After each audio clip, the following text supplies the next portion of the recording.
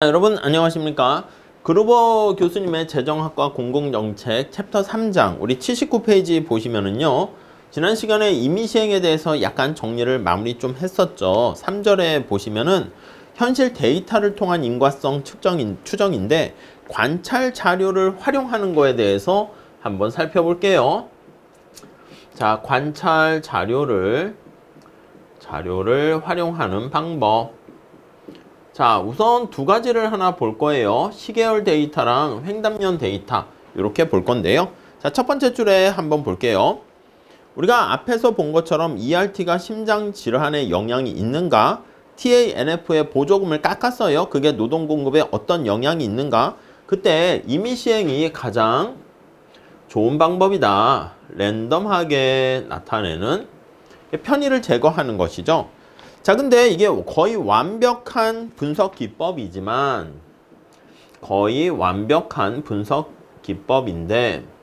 현실에서는 이 임의시행을 적용하기가 쉽지가 않다 그랬죠. 그래서 현실에서는 뭐 약간 데이터에 이렇게 제약이 들어가 있습니다.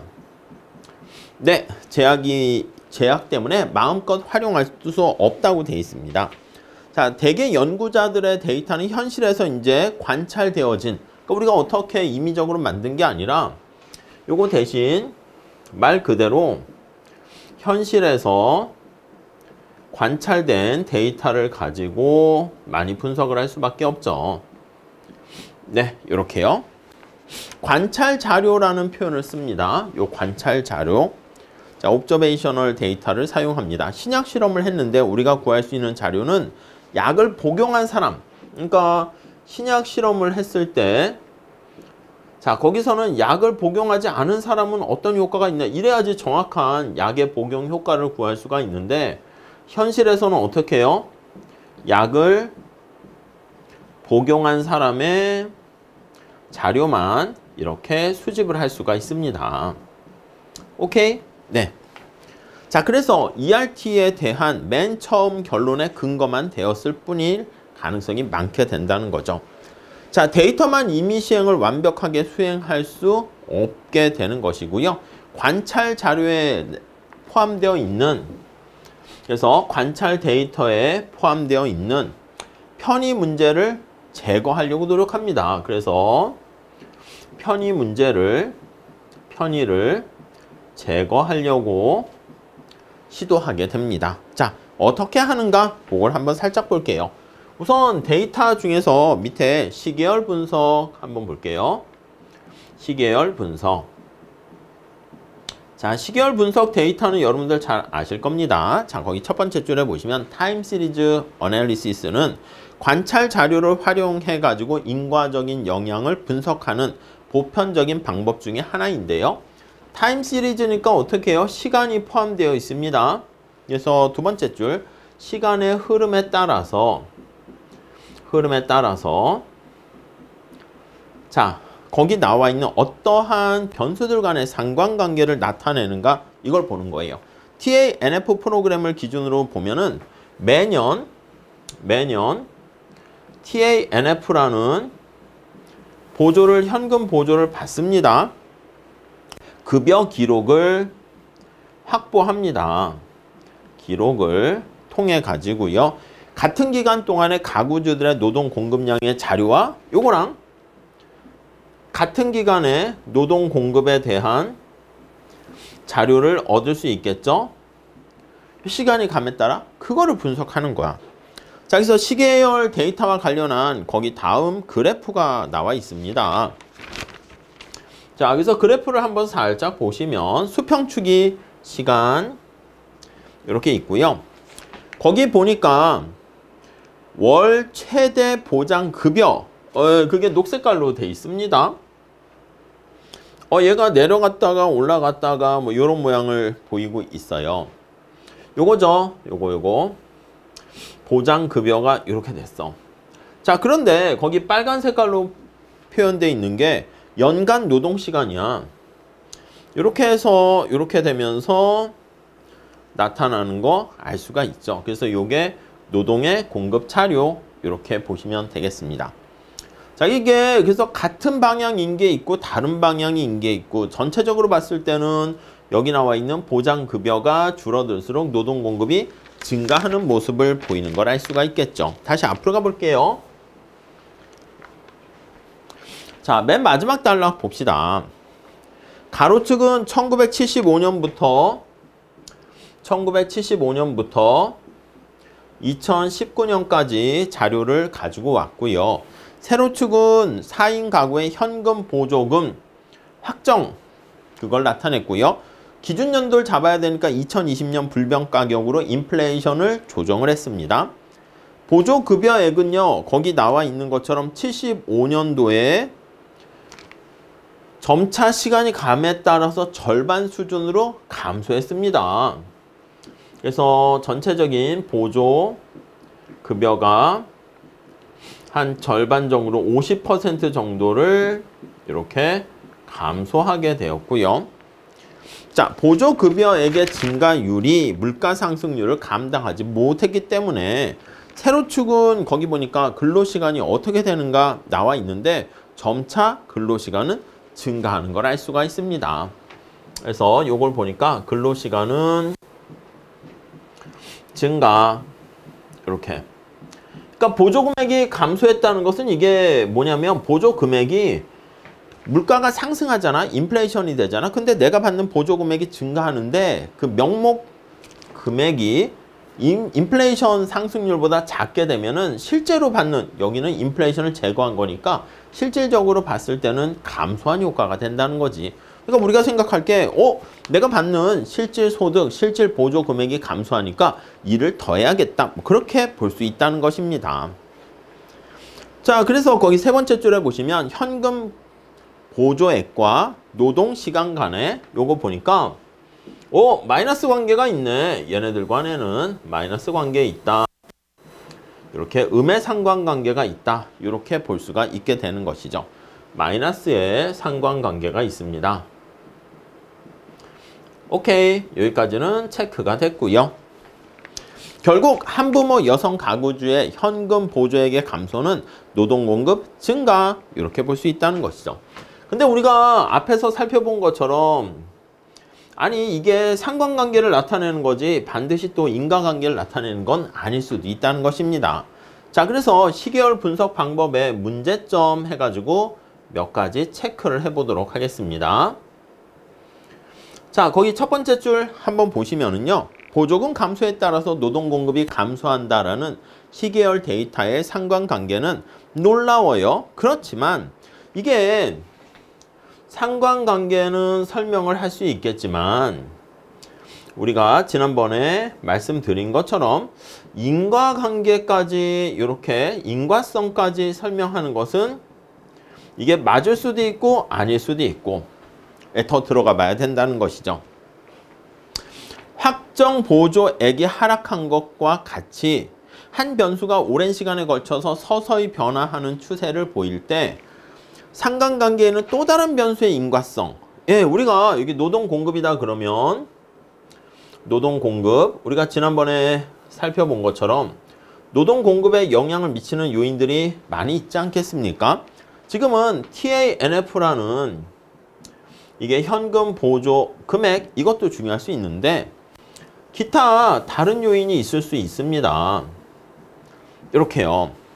기타 다른 요인을 만약에 우리가 통제를 했는데 그러면 요거 효과 하나만 세터리스 페리부스가 되니까 요게 마이너스다. 그럼 그때는 인과관계라고 볼 수가 있다는 것이죠. 자, 그래서 거기 보시면은요. 다섯 번째 줄 1975년 한부모 여성 가구주의 현재 한부모 여성 가구주에 비해서 더 많은 일을 하게 되는, 옛날보다 지금 더 많이 일을 하게 되는 게 다양한 이유가 있을 수 있겠다. 기타 이유가 있을 수 있겠다는 것입니다. 여성 근로자 수가 일자리가 더 증가했을 수 있고, 예를 들면 여성의 일자리가 증가, 기회가 더 많아졌다 볼 수도 있겠죠. 아니면 타가시설이 더 많아져서 타가시설의 증가, 자녀를 맡기고 그 다음에 일터로 나갈 수 있는 기회가 더 많아졌다. 이렇게 볼 수 있고요. 자, 나아가 이제는 엄마들도 일을 해야 된다라는 뭔가 사회적인 압력과 인식의 변화, 인식과 뭐 압력, 맞벌이 부부들이 많이 증가했죠. 이게 증가해서 여성들이 더 나갔다 이렇게 할 수 있고요. 자, 그렇게 되면은 거기 나와 있는 것처럼 노동 공급이 40년 전에 비해서 더 증가했다라는 그 사실 하나만으로 야, 여기 보조금이 감소해서 그런 거 아니야? 이렇게 얘기할 수 없다는 것이죠. 자, 그것뿐만 아니라 밑에서 두 번째 줄에 보시면은요. 일부 기간만 살펴봤을 때 거기 한번 볼까요? 기간 중에서 1978년에서 83년 찾았습니까? 여기네, 여기. 이렇게. 네, 그때 시계열 자료 같은 경우는 인과성에 어긋나는 모습을 보이기도 합니다. 거기 보니까 현금 보조금이 20%가량 급격히 감소했는데 여기에 감소했는데 여기 감소한 부분이야. 이 감소한 부분. 노동 공급도 같이 감소한 모습을 보이기도 하고요. 여기도 마찬가지예요. 여기도 마이너스가 아니라 지금 같은 방향으로 가게 되는 구간이 또 있다는 것이죠. 자, 여기서 81페이지 한번 보시면 그 첫 번째 단락에선 바로 그 얘기입니다. 앞에 예상한 바와 같이 다섯 번째 줄에 보시면은 현금 보조금이 크게 감소함에 따라서 노동 공급이 의미 있는 수준으로 증가해야 했는데 그렇지 않은 경우가 있습니다. 오케이? 그리고 93년에서 98년 거기 찾아볼까요? 93년에서 98년 여기 구간도 마찬가지라는 것입니다. 두 번째 단락 보시면 급격한 경제 성장이 이루어지던 시대에 있기 때문에 여기서는 급격하게 경제 성장이 이루어지는 거야. 경제 성장. 그러니까 다른 요인이 있었다는 거야.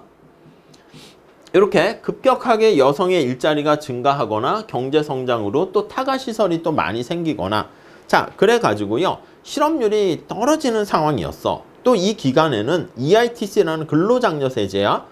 그러니까 그냥 우리가 집에 있다고 뭔가 보조금을 주는 게 아니라 근로장려, 일을 해야지 보조금을 더 주는 그런 것들이 도입되었습니다. 오히려 그때는 그러니까 여기 나와 있는 보조금이 줄어들더라도 오히려 더 일을 많이 할 수가 있네요. 자, 마지막 단락 한번 볼게요. 이런 점들을 비추어 봤을 때 우리는 여성 가구주의 근로시간의 원인을 보조금 삭감 이외의 다른 기타 등등의 요인들 요거를 찾아내야 된다는 것이죠. 자, 뭐가 있다? 경제성장 그리고 또 관대해진 근로장려세제 도입 EITC의 도입 뭐 이런 것들 때문에 영향을 받을 수 있는 제3의 요인이 있을 수 있다는 것이죠. 오케이? 그 정도 봐주시고요.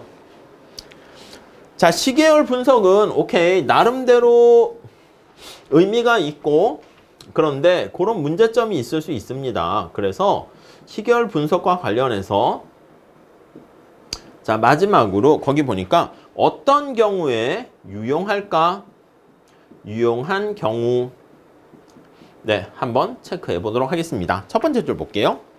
그러니까 시계열 분석 자료가 그러니까 무의미하냐? 그건 아니라는 거죠. 그래서 두 번째 줄에 보시면 편의를 일으키는 제3의 요인이 없을 때 편의를 일으키는 제3의 요인 네, 이게 없는 경우에 이때는 당연히 좋겠고요. 자, 그게 두 번째 줄에 나와 있습니다. 자, 대표적인 예가 고전적인 예가 거기 나와 있습니다. 자, 세로축 다음 페이지 한번 보시면 그림 3-2에 자, 거기도 이제 시계열 데이터를 얻게 됐습니다. 이게 타임이고요. 자, 거기 보니까 연두 색깔이 뭐야? 담배의 실질 가격이야. 이렇게 있다가 담배의 실질 가격이 이렇게 있습니다. 담배의 실질이라는 거 가격 이렇게 되어 있고요. 그 다음에 빨간 색깔이 청소년의 흡연율이야.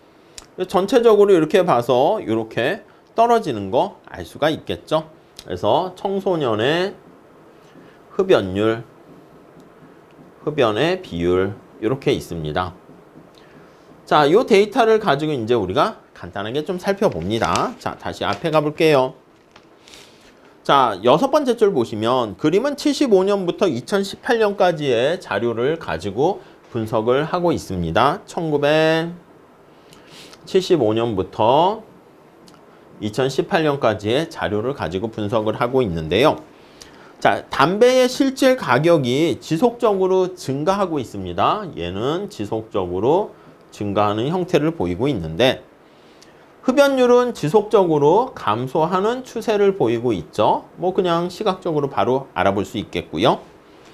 자, 그런데 다시 거기가 중요하죠. 앞서 살펴본 바와 같이 이러한 관계가 증가하고 감소, 이거 흡연율 감소하는 게 담배 가격 때문에 그런 거야? 상관관계는 있지만 인과성을 보장하는 것은 아닐 수 있다. 아닐 수도. 이렇게요. 오케이. 자, 그래서 흡연이 하락하게 되는 게 여러 가지 요인이 있을 수 있다는 거야. 그래서 이 흡연율에 영향을 미치는 함수관계를 보면 아니 흡연율에 영향을 미치는 요인이 첫 번째 위에 나와 있는 것처럼 담배 가격 때문에 그럴 수도 있어요. 청소년들이 뭐 담배 가격에 민감하게 영향을 받을 수 있으니까. 근데 거기 보시면 건강에 해롭다는 사람들의 인식이 이렇게 확산돼서 그럴 수 있고요. 담배 가격의 경우 담배 산업 전반에 걸친 생산비의 증가. 그러니까 이 담배 가격이 변하는 것은 담배 생산 비용이 증가해서 가격 자체보다 요 이제 원인을 또 가지고 얘기할 수도 있다는 것이죠. 자, 그런데 이렇게 담배 산업에서 밑에서 두 번째 줄 보시면 가격 전쟁이 발생했습니다. 93년도에 거의 그래프를 보시면 언제야? 담배 가격이 93년도 보니까 급격하게 올라가게 된 때가 생겼네. 그래서 거기 보시면 급격하게 올라간 때가 담배 가격 전쟁 이렇게 나와 있습니다. 하락하게 됐네. 자, 거기 보니까 93년도 여기네, 여기. 잠깐 올라가다가 잠깐 떨어진 때가 생겼습니다. 93년도에 이렇게 가다가 이렇게 떨어진 때가 생겼어요. 여기 이게 담배 전쟁, 네, 요 기간이 되는 거야. 그래서 담배 가격이 하락하는 그 시기가 생겼고요. 자, 이때 청소년 흡연은 거기 보니까 어떻게 됐어요? 떨어졌는데 오히려 이때는 증가하게 됐네. 자, 그래서 두 변수 사이에 놀라운 시계열의 반전 현상은 인과관계로 간주되며, 그러니까 이거는 담배 가격이 하락한 거잖아. 그때 흡연율이 올라간 상황이기 때문에 다른 것보다 이제 훨씬 더 인과관계를 설명할 수가 있게 된다는 것이죠. 그래서 이게 서서히 전체적인 추세, 그거 가지고 우리가 파악하기 힘들 수가 있는데 그 상관관계보다 훨씬 더 강력한 증거라고 얘기하고 있습니다. 93년도는 세 번째 줄에 보시면 다른 요소들도 함께 영향을 줄 수 있는 요인들이 있을 수 있다는 거예요. 자, 그래서 거기 나와 있는 경제가 성장하는 그런 요인이 있다거나 아니면 뭐 증가폭이 거기 나와 있는 것처럼 담배 가격 하락에 의해서만 설명하기에는 좀 너무 클 수가 있다. 그러니까 담배 전쟁 가격 하락으로 인해 가지고 증가한 거 있는데 아니 이렇게 많이, 그러니까 다른 요인들도 조금 더 있을 수도 있다는 것이죠. 자, 다행스럽게도 이 경우에 두 번째 단락 보시면 시계열상에 또 다른 급격한 변화가 있대요. 98년 이후에 98년이니까 이쪽이 크로스된 부분 넘어서서 여길 얘기하는 건가 봐요.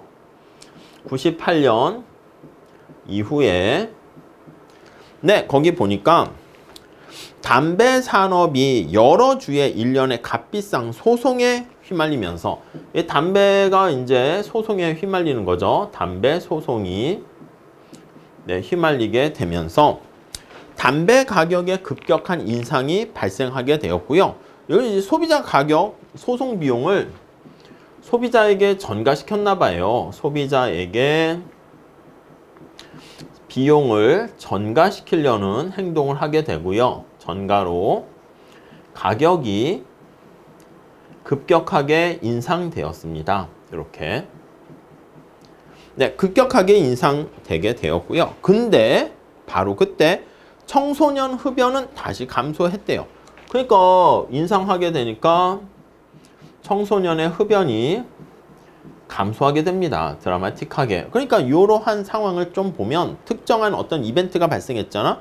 근데 갑자기 꺾였네. 인과관계가 있다. 이렇게 볼 수 있다는 것이죠. 자, 밑에서 네 번째 줄 볼게요. 결국 시계열의 상관관계는 자료 사이의 장기적 추세 변화는 별로 유용하지 않는 반면, 그러니까 이게 장기적인 추세 가지고 할 때는 좀 유용하지 않지만 단기적인, 그래서 이런 편의나 제3의 요인 같은 게 확 사라지는 좀 뭔가 짧은 단기적인 시계열 관계에서는 조금 더 유용할 수 있겠다. 이렇게 평가하고 있습니다. 자, 그 다음에 이제 뭐 이후의 패턴 같은 경우에는 여기 완만하게 가격이 인상하고 있는데, 여기서 완만하게 인상할 때요, 그때는 최근에는 급격하게 여기는 하락하고 있는 모습을 보여요. 왜 그런가 거기 보니까 83페이지 세 번째 줄 보시면 담배 수요의 드라마틱한 이런 변화가 거기 보니까 전자담배 이런 것들로 이제 청소년들이 이제 바뀌는 거야. 야, 이거 전통 담배 흡연율이 왜 이렇게 감소했지?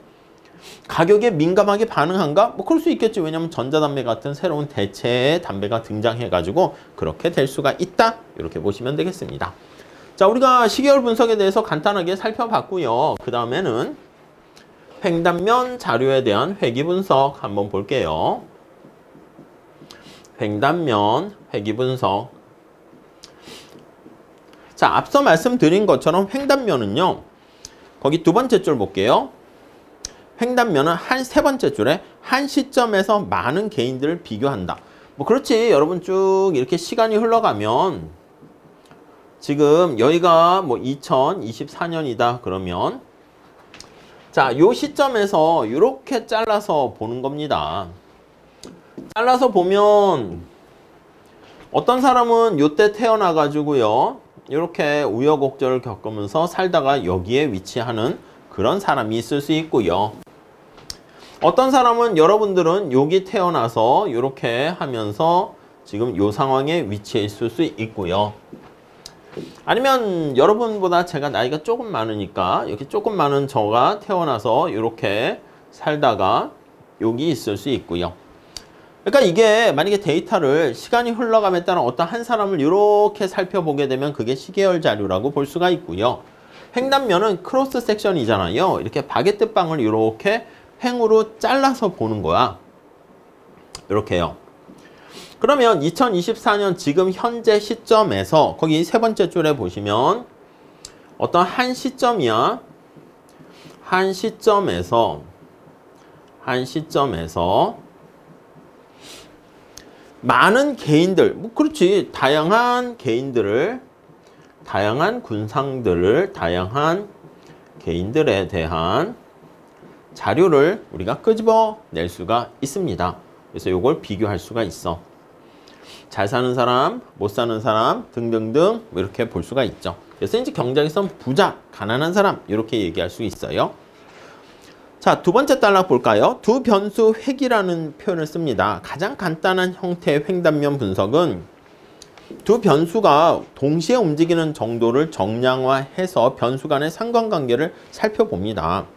그림 앞에 그림 다시 들어가서 볼 수가 있고요. 챕터 2장 여가 소비와 식료품 소비를 통해서 효용을 얻는 두 가구주의 예를 우리가 가지고 볼 수가 있네요. 아니면 TANF의 보조금 변화가 없는 상태에서 여가에 대한 선호가 낮은 여성 가구주는 여가에 대해서 높은 선호를 가지고 있는 가구주. 그러니까 여가에 대한 선호. 그러니까 지금 얘기하는 것처럼 사람들이 다양해요. 그러니까 여가에 대한 선호도 어떻게 되겠습니까? 선호도 달라. 누구는 여가를 굉장히 선호하는 사람이 있을 수 있고 누구는 여가를 그렇게 선호하지 않을 수가 있습니다. 자, 그래서요, TANF 보조금과 노동 공급과의 관계를 그래프로 나타낼 수가 있어요. 자, 그래서 다음 페이지 그래프가 나와 있는데, 자, 수평축이 뭐야? 보조금 액수야. 보조금의 액수. 수직축이 뭐야? 노동 공급. 네, 이렇게 횡단면 자료를 통해 가지고 분석을 해봤더니 거기 나와 있는 회기선이 이런 식으로 찍혔어요. 기울기가 뭐 마이너스 형태가 되죠. 그래서 거기 A라는 사람은 아예 2를 보조금이 크니까 2를 하지 않고요. B는 또 이렇게 돼 있는 두 사람 A와 B 이렇게 있는 것을 알 수가 있겠죠. 오케이, 넘어갈게요. 다시 앞으로 한번 가보도록 하겠습니다. 요게 우하향하게 되는 거니까 거기 보시면 TANF 보조금과 노동 공급 사이에 마이너스 음의 상관관계가 있구나. 요거를 파악할 수가 있는 거죠. 상관관계를 파악할 수가 있게 되고요. 자, 마지막 단락 볼까요? 자, 회기분석이라는 것은요. TANF 보조금의 X와 노동 공급 사이의 관계를 계량화, 정량화 시키는 겁니다. 자, 그래서 이러한 상관관계를 찾아내서 요 식을 기울기를 찾아내는 그게 바로 회기분석이죠. 자, 기울기가 마이너스 0.2 이렇게 되면 보조금액이 1달러 감소하게 되면 노동공급시간이 0.2시간 증가한다. 뭐 그렇게 해석을 할 수가 있겠습니다. 기울기 자체 이렇게 찾아내는 것이죠. 넘어갈게요. 자, 그래서 우리가 다음 페이지 첫 번째 줄에 보시면 종속변수 노동공급이고요. 얘가 독립변수야. 영향을 주는 것이죠. 그래서 보조 금액이 변화했을 때 여기 나와 있는 종속 변수인 노동 공급이 어떻게 영향을 미치는가, 네, 요거를 살펴보게 되는 것입니다. 뭐 그 정도 봐주시죠. 자, 실제 데이터를 가지고 이제 분석을 했습니다. 자, 여기서 실제 데이터를 가지고 분석한 게 오른쪽에 그림으로 나와 있습니다. 자, 재정학에서 즐겨 사용하는 데이터가 두 번째 줄에 보시면 인구 현황 조사 CPS라는 자료를 사용하게 되는 거예요. 자, 거기 보니까 미국 전역 개인들로부터 데이터를 수집을 하게 됩니다. 그래서 뉴스에서 자주 접하는 통계치인 실업률 데이터 역시 요 데이터 조사에서 그 안에 항목으로 들어가 있는 것이죠. 자, 그래서 오른쪽에 그래프를 한번 쫙 보니까 요런 형태가 나왔어. 요렇게 비슷하게 나왔습니다. 유사하게 나왔습니다. 거기 보면 몇 가지 이렇게 분포된 데이터에 가장 적절한 최적의 기울기를 끄집어내는 것을 알 수 있어요. 그래서 이렇게 얻어낸 요 식을요, 우리가 회기식이다, 회기식이다 이렇게 얘기하죠. 네, 회기선 이렇게 얘기합니다. 리그레션 해가지고 회기선 이렇게 쓸게요. 네, 그래서 85페이지 가볼게요. 자, 그래서 완전하게 조점들을 다 관통하는 하나의 선은 없고 가장 근사치를 우리가 찾아내도록 하게 됩니다. 자, 이 기울기 자체가 앞에서 본 것처럼 자, 밑에서 여섯 번째 줄 보시면 변수 간에 이거 로그 쓰여서 그냥 간단히 보시면 탄력성을 의미하게 되는 것이죠. 자, 그래서 약간 기울기 자체를 계산을 해보니까 탄력성이 마이너스 0.11, 1보다 작으니까 비탄력적인 반응이다 라고 나와 있고요. 자, 그래서 이 해석은 어떻게 한다? 밑에서 두 번째 줄 보세요. 보조금의 증가 100%에 비해서 노동공급의 감소는 상대적으로 줄어드는데 한 11% 감소하더라. 그렇게 탄력적으로 반응하는 것은 아니다 라는 거 알 수가 있습니다.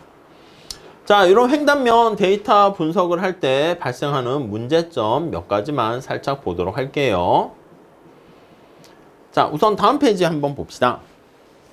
자, 앞에 그림에서 첫 번째 줄 요약된 결과는요. TANF 보조금을 가장 많이 받는 여성 가구주가 보조금을 많이 받으니까 노동공급을 가장 안 하게 되는 걸 알 수 있어. A에 해당하는 것이죠. 근데 여러 가지 우리가 해석을 할 수 있어요. 역시 마찬가지긴 하지. 여기 앞에서 잠깐 언급한 것처럼 여가에 대한 선호가 다를 수도 있잖아. 그러니까 보조금 때문에 그런 게 아니라 애시당초 난 일하기 싫어. 그런 사람이 있을 수 있다고요.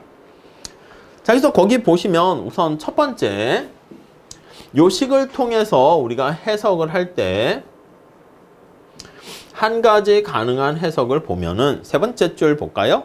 더 많은 보조금이 여가 소비를 유발하는 경우, 그러니까 보조금이 증가해요.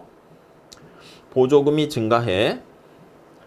자, 그러니까 사람들이 여가를 더 증가시키는 거야. 소득 효과 비슷한 거죠. 여가를 증가시키면 노동은 그래서 줄어든다. 이렇게 해석을 할 수가 있을 겁니다. 자, 또 다른 해석은 어떤 여성 가구주는, 아니 왜냐면 여기 보시면 다양한 개인들을 비교하는 거잖아. 그러니까 이런 사람도 있고 어떤 다른 가구주 같은 경우에는 다르게 반응할 수 있겠지. 거기 보니까 여가에 대한 선호도가 굉장히 커. MRS라 해야 되나? 여가에 대한 선호도가 엄청 커서 자, TANF 보조금을 받지 못하는 한은 있더라도, 나 보조금 안 받아! 이렇게 하더라도 그래도 나는 그냥 됐어, 일 안 해, 이렇게 된다는 거죠. TANF 보조금은 대상 수급자가 일을 더 할수록 급여액이 감소하는 구조이기 때문에, 그치, 일을 하게 되면은 내가 그만큼 받는 금액이 조금씩 줄어들거든. 그러니까 그냥 됐어, 나 그냥 아예 일 안 해, 이렇게 할 수도 있다는 것이죠. 여가를 선호하는, 일을 덜 하는 여성 가구주는 자동적으로 높은 수준의 현금급여를 받을 수가 있게 되고요. 보조금과 여가 사이의 상관관계에 대해서 이렇게 발생할 수도 있어. 거기 보니까 여가를 많이 할수록 더 많은 보조금을 받게 되지만, 거기 찾았습니까? 더 많은 보조금이 더 많은 여가를 유발하는 것은 아니다.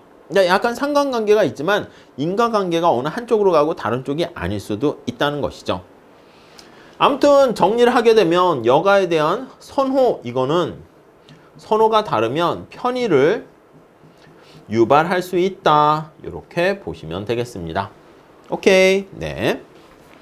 자, 다음 두 번째 단락 볼게요. 자, 이러한 문제는 그림 3-3을 통해서 명확히 설명할 수 있는데, 3-3 그림을 한번 봅시다. 앞으로 가볼까요? 3-3. 왜 요거 얘기하는 거예요? 네, 거기 보니까 A점과 B점으로 표시된 두 여성 가구주의 선호. 이 두 가구가 지금 다른 거야. 지금 다른 사람을 얘기하는 거야. 그래서 어떤 똑같은 사람을 보조금을 적게 주냐 많이 주냐 했을 때 행동이 변하는 게 아니라 지금 횡단면자로니까 두 사람이 다른 사람이에요. 노동 공급 결정에 대한 효용 함수를 실제로 나타내고 있는 것이기 때문에, 자, 요 A는요, 앞에서 얘기한 것처럼, 아니, 이렇게 원래 여가를 굉장히 더 선호할 수도 있는 사람이라는 거지. 그 얘기가 거기 나와 있습니다. 여가에 대한 선호 차이 때문에 거기 또 고딕으로 나와 있죠. 인과관계가 아니라. 그래서 완전한 동일한 한 사람의 둘 이렇게 하는 게 아니라 지금 다른 사람을 얘기하는 거야. 그렇기 때문에 편의가 또 발생할 수 있게 됩니다. 오케이. 자, 그게 이제 두 번째 단락에 얘기가 나와 있습니다. 그 다음 맨 마지막 단락에서는 그림 3-4에서도 비슷하게 TANF 보조금을 2배 증가했을 때 노동 공급이 감소하게 되는 그런 모습들 가지게 되고요. 근데 보조금을 많이 받는 그룹과 적게 받는 그룹 사이에 마지막 셋줄 볼까요? 일관성의 차이가 이러한 편의, 여가에 대한 선호의 차이가 이러한 편의를 야기할 수 있다. 이렇게 보시면 되겠습니다. 자, 그러면 이거 어떻게 해결할 수 없을까? 그치? 여기 나와 있는 여가에 대한 이런 것들을 컨트롤하는 겁니다. 자, 그래서 밑에 보시면 여가의 선호에 대해서 통제 변수 이렇게 표현이 있어요. 통제합니다. 컨트롤하는 것이죠. 자, 그래서 거기 첫 번째 줄 볼까요? 회귀 분석에서 편의의 문제를 해결하기 위한 유용한 수단이 통제 변수를 활용하게 되는 거예요. 자, 각 개인에 대해서 여가에 대해서 느끼는 만족도를 반영하는 여가에 대한 선호. 그래서 여가를 당신은 얼마나 선호합니까? 라는 선호의 변수를 응답하도록 집어넣게 되는 것이죠. 자, 그러면 여가에 대한 선호와 근로에 대한 선호, 이 카테고리 두 개 값을 우리가 가지고요. 다음 페이지 가보시면 여가에 대한 선호가 첫 번째 줄, 근로에 대한 선호가 동일하다는 경우를 놓고 보는 거야. 그러니까 여가에 대한 선호가 동일한 집단을 이렇게 하나 모으고 동일한 집단을 이렇게 카테고리로 모으게 되면 앞에서 얘기한 것처럼 여가 때문에 발생하는 편의는 제거할 수 있게 된다. 이렇게 볼 수가 있겠죠. 그래서 동일한 그룹, 이렇게 그 데이터 안에서만 분석하는 거예요. 자, 그 얘기가 두 번째 단락에 있습니다. 이러한 정보를 알게 되면 두 번째 단락 보시면 여가 변수에 따라 두 그룹으로 나누고요. 각 그룹에 대해서 분석을 해버리는 거야. 그럼 여가에 대한 어떤 선호에 대한 그러한 변수는 우리가 컨트롤했다라고 할 수가 있겠습니다. 그 얘기가 거기 나와 있죠. 두 번째 줄 볼까요? 두 번째 단락 두 번째 줄. 같은 그룹 내에는 여가에 대한 선호가 동일하게 그렇게 그룹을 만들었기 때문에 그룹 내, 그룹 간에는 당연히 차이가 있겠지. 네, 요 그룹 내에 있는 사람들끼리는 여가에 대한 편의는 발생하지 않고 제거를 시킬 수 있습니다. 자, 그래서 여가에 대한 선호라는 통제 변수는 우리가 수행하는 비교에서 편의를 제거하는 역할을 하게 됩니다. 오케이? 거기까지 됐죠?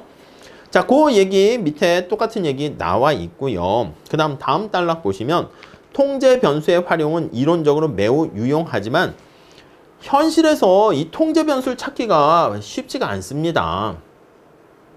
이렇게 응답한다 해서 내가 여가를 얼마나 좋아하는가 이걸 정확하게 알 수는 없죠. 그래서 거기 보시면은 두 번째 줄에 우리가 생각하는 핵심 변수, 여기서는 여가에 대한 본능적인 선호, 이거 사람의 본능을 나타내는 선호, 이걸 측정화해서 데이터화하는 것은 이게 사실은 불가능하다는 것이죠.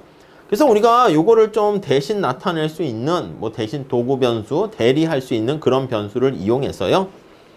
나이, 교육, 근무, 경력 이런 걸 이용해 가지고 통제하거나 그걸로 이제 대리로 사용하려고 합니다.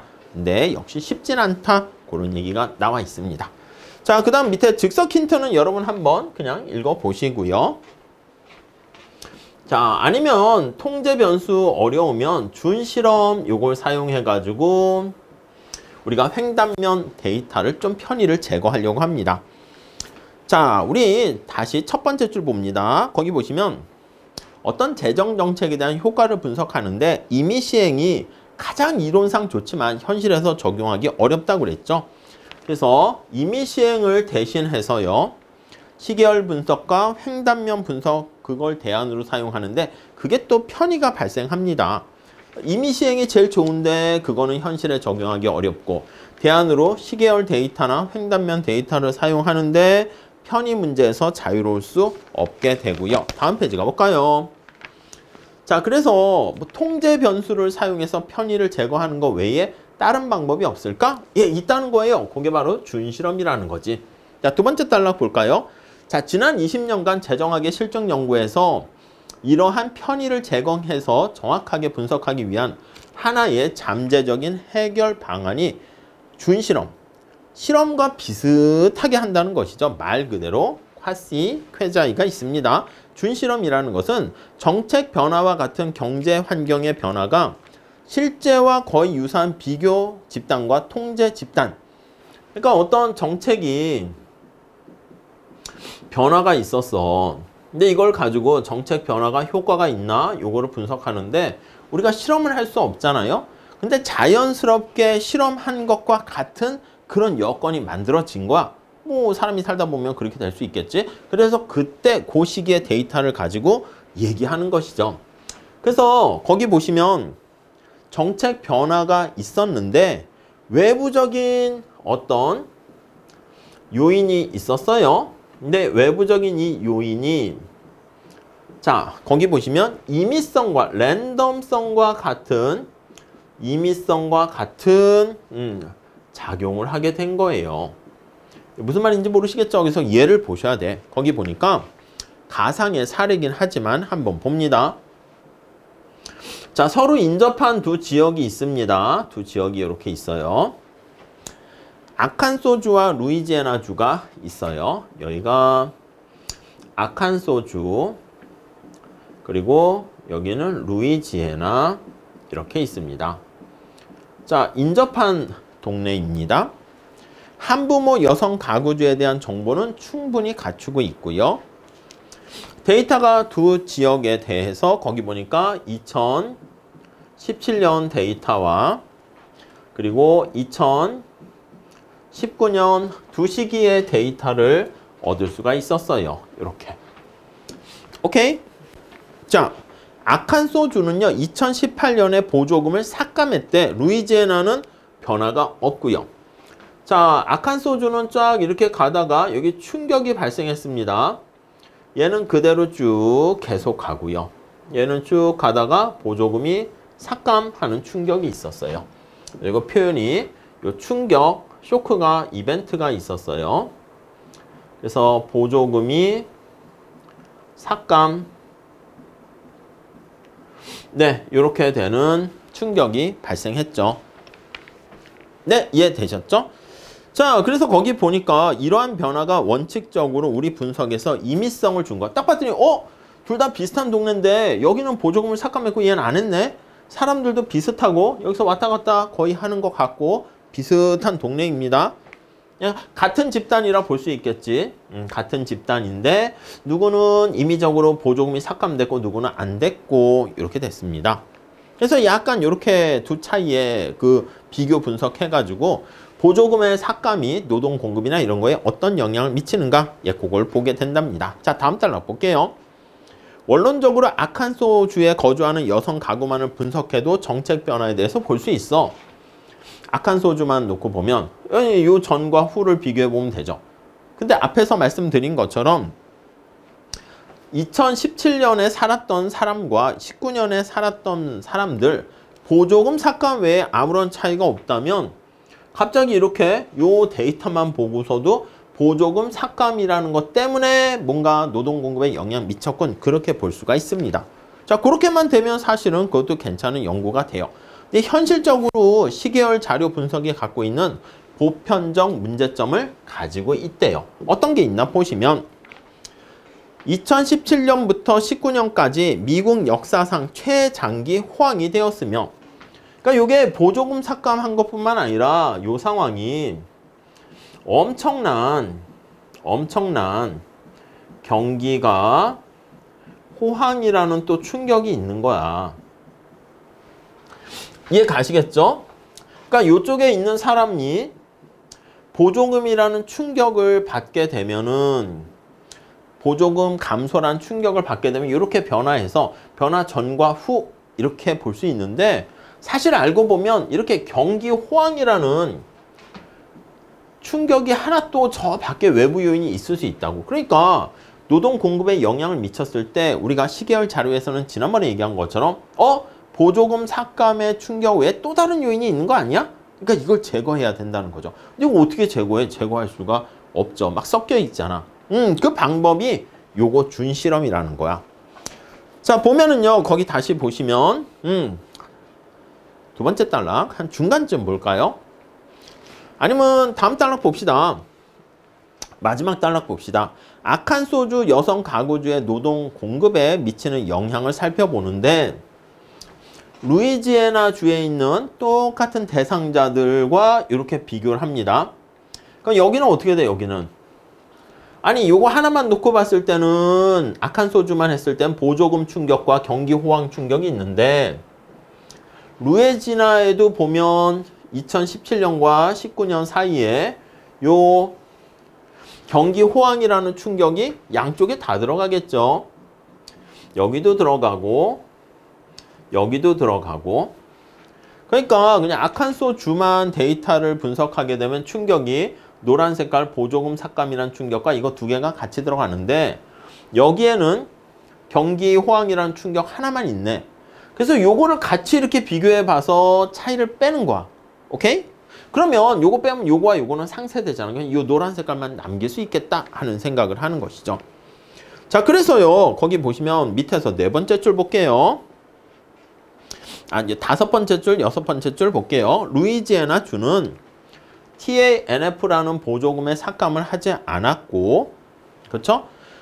자, 거기 전국적인 경기 호황의 영향은 같이 받게 되었고, 그러면 만약 악한 소주의 노동 공급 증가가 경기 호황에 의한 것이다. 그러면 이것 때문에 그렇고 보조금에 영향 없다 그러면 얘네들도 영향을 받았을 거 아니겠습니까? 양쪽 다 있으니까.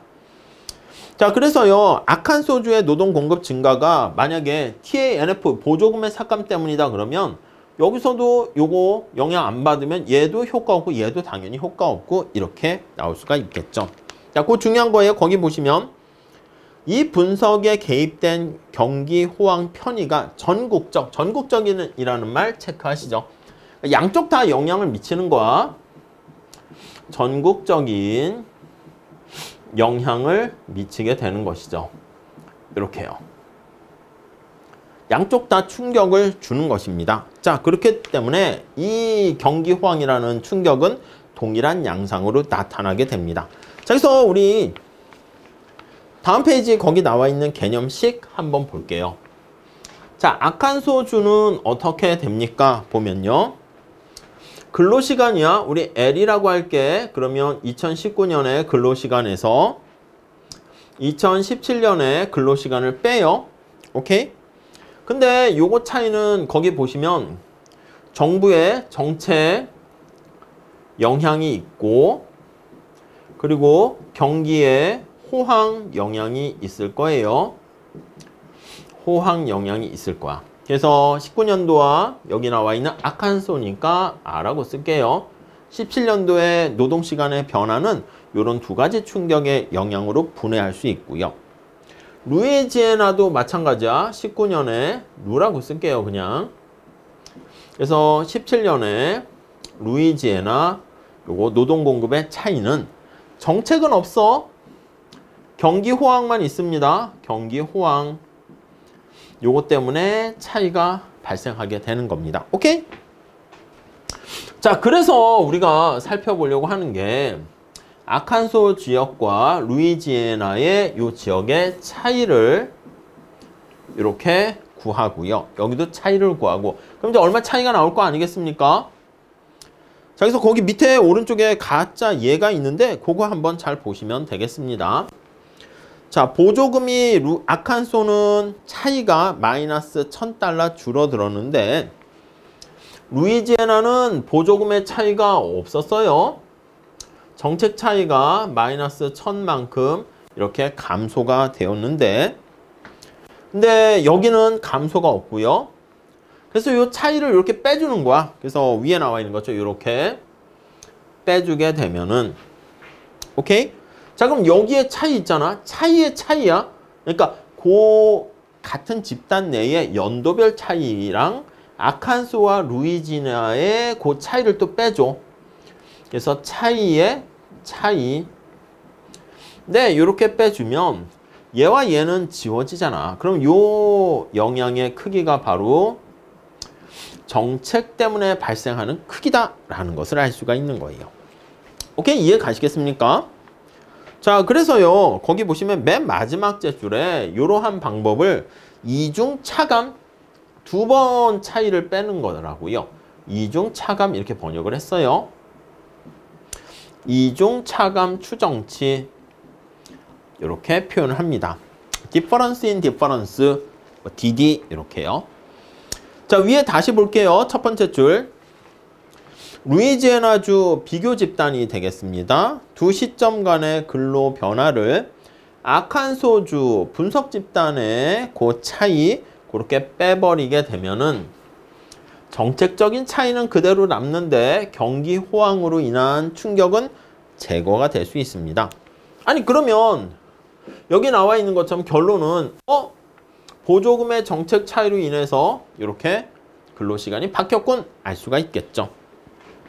오케이? 이해 가시죠? 오른쪽 표 그거 한번 잘 보세요. 보조금의 차이는 없어. 근데 근로시간이 거기 보면은 변화했고 루이지애나도 변화했고 그래서 거기 보시면 200 따로 안 써도 되겠죠? 거기 보시면 표에 루이지애나도 연간 근로시간이 50. 그러니까 거기 보시면 200만큼 다 변한 게 아니라 근로시간이 200이 변화했는데 얘가 50 변화했어. 이렇게 할까요? 요거 전체 변화한 크기가 200인데 요게 50만큼 변화했어요. 이렇게. 그럼 여기 50만큼 그러니까 여기 나와 있는 것처럼 시계열 데이터에서 여기 나와 있는 근로시간이 200 변했네. 이게 다가 아니라 거기서 경기 호황 때문에 발생한 게 얘가 50 때문이고요. 얘가 150이다. 이렇게 나눌 수 있다는 거지. 얘가 50 때문이니까. 이해 가시겠죠? 그래서 요거 잘 보시면 되겠습니다. 그 얘기를 거기 설명을 하고 있어요. 자, 마지막 단락 볼까요? 이에 대한 간단한 해결책은 루이지애나주의 변화와 아칸소주의 변화의 차이를 살펴보는 것이다. 아칸소주의 경우 복지 수준의 하락, 보조금의 삭감이 있었고 경기 호황 모두 경험을 하였으며 이때 노동시간은 200시간 증가했습니다. 반면에 루이지애나에서는요, 경기 호황만 경험을 하게 됐고요. 그래서 호황 때문에 50만큼 노동시간이 증가했습니다. 그럼 보조금 삭감으로 인해서 발생하는 순효과는 50만큼은 빼줘야 된다는 것이죠. 그래서 정리를 해보면 정책으로 인해서 발생하는 근로시간의 증가는 여기 나와 있는 150이다 라는 것을 우리가 끄집어낼 수가 있겠습니다. 지울게요. 네. 자, 그래서요, 거기 나와 있는 이걸 이중차감 추정치라고 하고요. 다음 페이지 가볼게요. 90페이지 첫 번째 줄 볼까요? 이중차감 추정치라는 것은 자, 이렇게 difference in difference estimator라는 것은요, 거기 분석 집단 아칸소주의 여성 가구주의 공급 변화 차이에서 경험하지 않은 비교 집단. 여기선 경험 안 했지. 요거 정책 차이가 없네요. 네, 요거 부분은 아예 없는.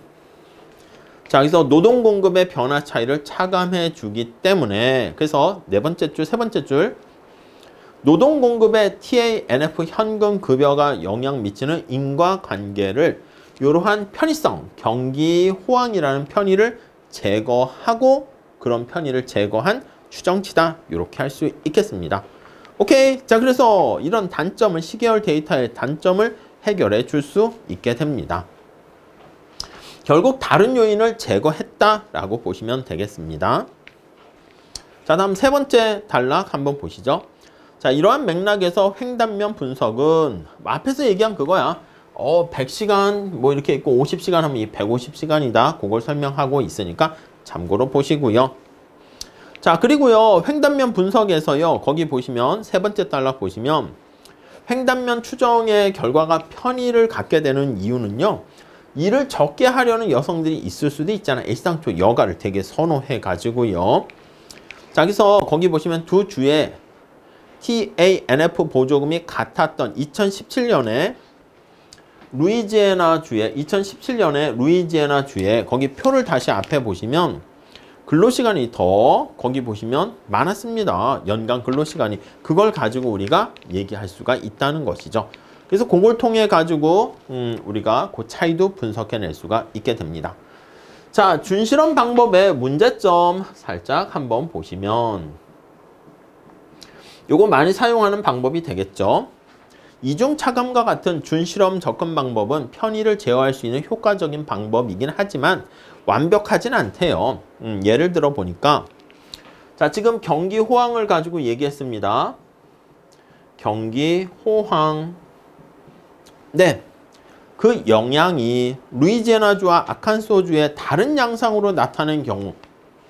아니, 우리가 봤을 때 지금 경기 호황이 지금 충격이 똑같다라고 가정을 했는데 알고 봤더니 경기 호황의 충격이 다르다면, 그러니까 영향을 미치는 게 다르다면 그럼 우리가 이걸 분해할 수는 없는 거지. 그래서 거기 보니까 루이지애나는 경기에 영향을 받지 않은 헬스케어 산업의 의존도가 커서 여기에 영향을 잘 안 받는 거야. 조금 영향을 받고 얘는 영향을 크게 영향을 받는다고 할게요.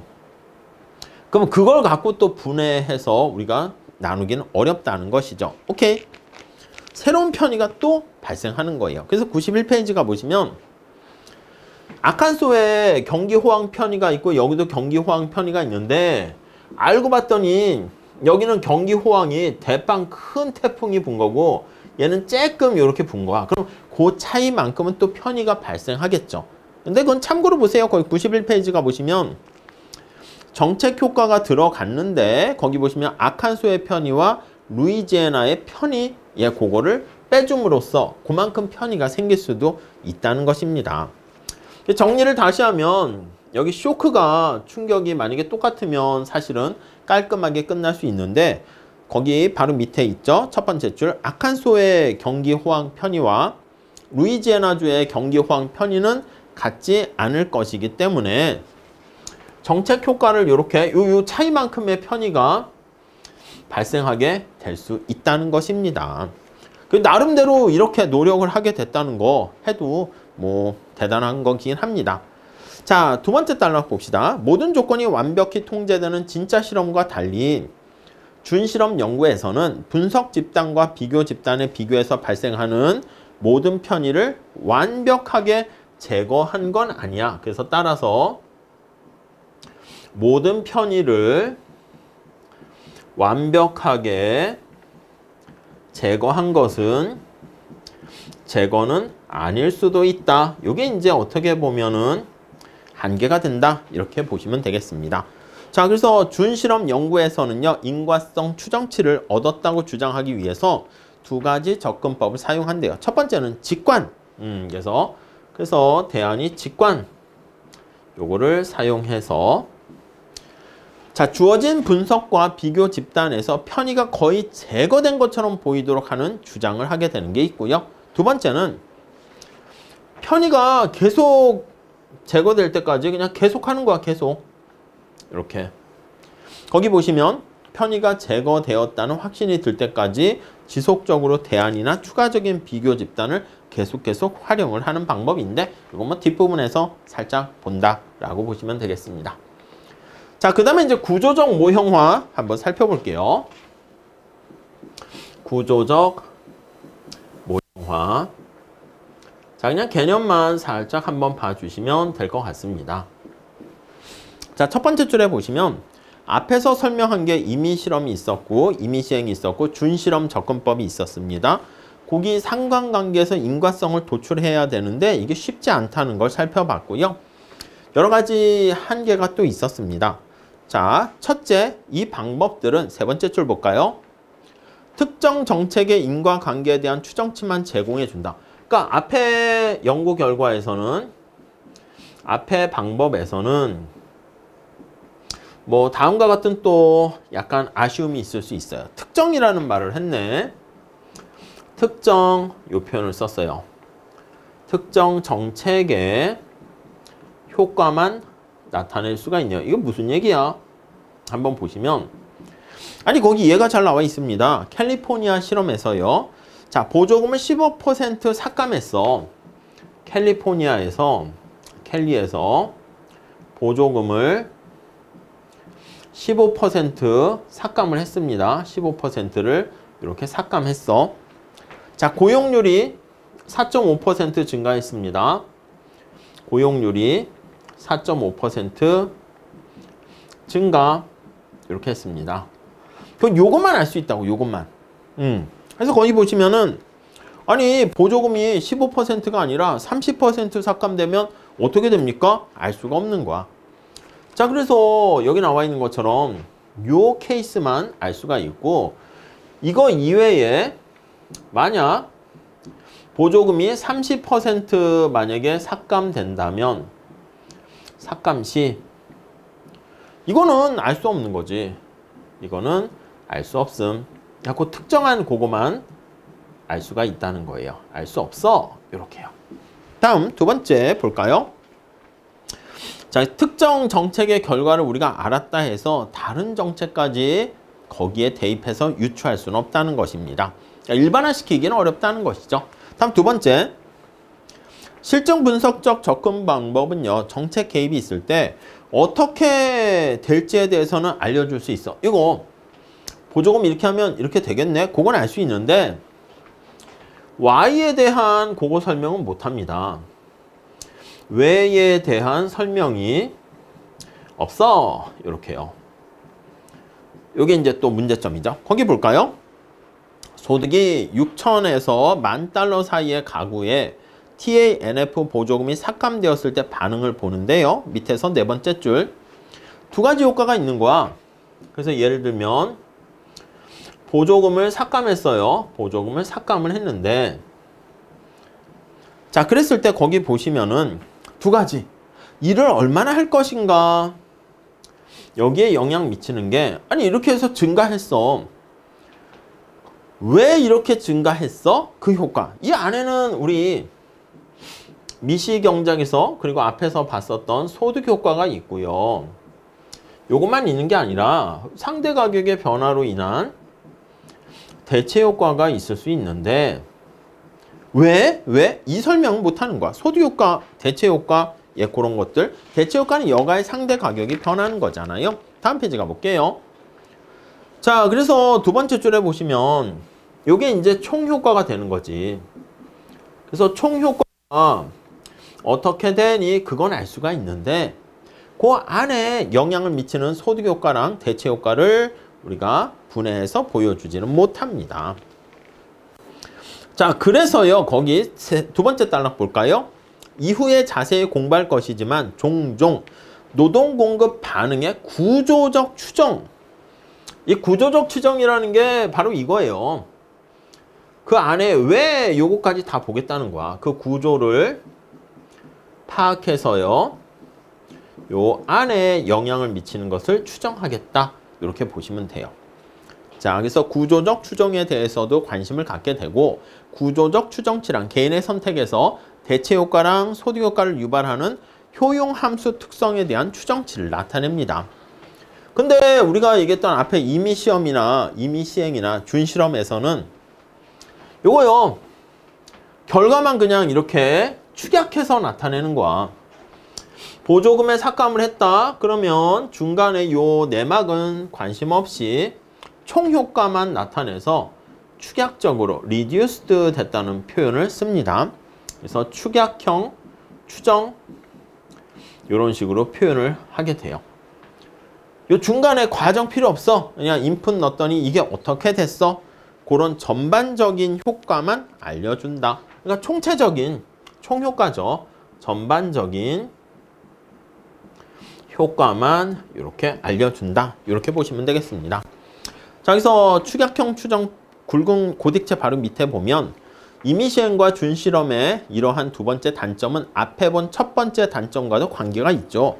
확실히 알려지지 않은 노동 공급 반응의 구조에 대해서 잘 이해를 하려고 하면 요 안에 것까지 잘 그때그때 살펴봐야 됩니다. 자, 구조적 추정은요, 다음 단락 볼게요. 재정학의 활발한 연구 분야가 되었고요. 실증 연구하는 사람들이 축약해서 이 전체적으로 어떻게 됐니 그것만 보는 게 아니라 효용함수 속에 내재되어 있는, 여기서 효용함수는 뭐야?